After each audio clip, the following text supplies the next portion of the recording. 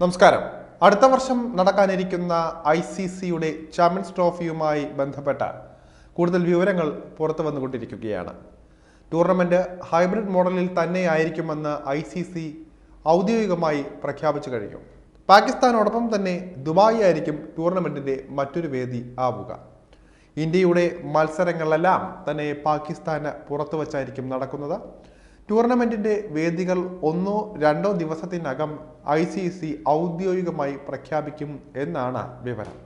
ക്രിക്കറ്റിലെ El Clasico എന്ന് വിശേഷിക്കപ്പെടുന്ന ചിരവൈരികളായ ഇന്ത്യയും പാകിസ്ഥാനും തമ്മിലുള്ള സൂപ്പർ പോരാട്ടത്തിന് വേണ്ടിയാണ് ലോകമെമ്പാടുമുള്ള ക്രിക്കറ്റ് പ്രേമികൾ കാത്തിരിക്കുന്നത്. ഈ മത്സരം എപ്പോഴായിരിക്കും എന്നതിനെക്കുറിച്ച് നിർണായക വിവരം പുറത്തു വന്നിരിക്കുകയാണ്. ഫെബ്രുവരി 23-നായിരിക്കും ഇന്ത്യ പാക് ത്രില്ലർ മത്സരം നടക്കുക എന്നാണ് അന്താരാഷ്ട്ര മാധ്യമമായ റെവ് സ്പോർട്സ് റിപ്പോർട്ട് ചെയ്തിരിക്കുന്നത്. ആദ്യം വന്ന റിപ്പോർട്ട് പ്രകാരം ചാമ്പ്യൻസ് ട്രോഫിയിലെ ഇന്ത്യ പാകിസ്ഥാൻ പോരാട്ടം മാർച്ച് 1-നാകുമെന്നായിരുന്നു പറഞ്ഞിരുന്നത്. എന്നാൽ ഏറ്റവും പുതുതായി പുറത്തു വന്ന റിപ്പോർട്ടുകൾ പ്രകാരം ഫെബ്രുവരി 23-നായിരിക്കും ക്രിക്കറ്റ് പ്രേമികൾ ഉറ്റുനോക്കുന്ന ആ ഒരു ത്രില്ലർ മത്സരം നടക്കുകയെന്നാണ് ഏതാണ്ട് ഉറപ്പായിരിക്കുന്നത്. പാകിസ്ഥാനിലായിരുന്നു ആദ്യം ഈ ഒരു മത്സരം തീരുമാനിച്ചിരുന്നത്.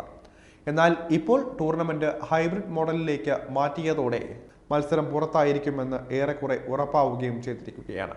പാകിസ്ഥാനിൽ കളിക്കാൻ ഇന്ത്യ വിസമ്മതിച്ചതിന് കാരണമാണ് ടൂർണമെന്റ് ഹൈബ്രിഡ് മോഡലിലേക്ക് മാറ്റാൻ ICCയും നിർബന്ധിതരായിരിക്കുന്നത്. ചാമ്പ്യൻസ് ട്രോഫി ഹൈബ്രിഡ് മോഡലിലാണെന്ന് ഉറപ്പായി കഴിഞ്ഞെങ്കിലും രണ്ടാമത്തെ വേദി ദുബായ് തന്നെയാകും എന്നതിൽ ഇനിയും അന്തിമ തീരുമാനത്തിൽ എത്തിയിട്ടില്ല എന്ന മറ്റൊരു വിവരമുണ്ട്. ഇന്ത്യക്ക് ദുബായിൽ കളിക്കാനാണ് താല്പര്യമെങ്കിലും പാകിസ്ഥാന്റെ ആവശ്യം ശ്രീലങ്ക വേദിയായി മതി എന്നാണ്. ഹൈബ്രിഡ് മോഡൽ ടൂർണമെന്റിൽ മറ്റു വേദിയുടെ കാര്യത്തിൽ തീരുമാനമെടുക്കാൻ യഥാർത്ഥ ആതിഥേയർക്ക് അവകാശമുണ്ട്. അതുകൊണ്ട് തന്നെ ശ്രീലങ്ക വേദിയായി വേണമെന്ന പാകിസ്ഥാന്റെ ആവശ്യം ICCക്കും അംഗീകരിക്കേണ്ടി വന്നേക്കും. ദുബായിയേക്കാൾ വേഗത്തിൽ ശ്രീലങ്കയിലേക്ക് യാത്ര ചെയ്യാനും മത്സരങ്ങൾ കളിക്കാനും സാധിക്കും എന്നതാണ് പാകിസ്ഥാനെ ആകർഷിക്കുന്ന മറ്റൊരു ഘടകം. കൂടുതൽ വേഗത്തിൽ ലങ്കയിലേക്ക് പോകാനും തിരികെ മടങ്ങാനും സാധിക്കുമെന്നത് പാക് ടീമിനെ സംബന്ധിച്ച് ഗുണവും ചെയ്യും. ഈ കാരണത്താലാണ് ദുബായിക്ക് പകരം ശ്രീലങ്ക മതി എന്ന ആവശ്യവുമായി പാകിസ്ഥാൻ ക്രിക്കറ്റ് ബോർഡ് എത്തിയിരിക്കുന്നത്.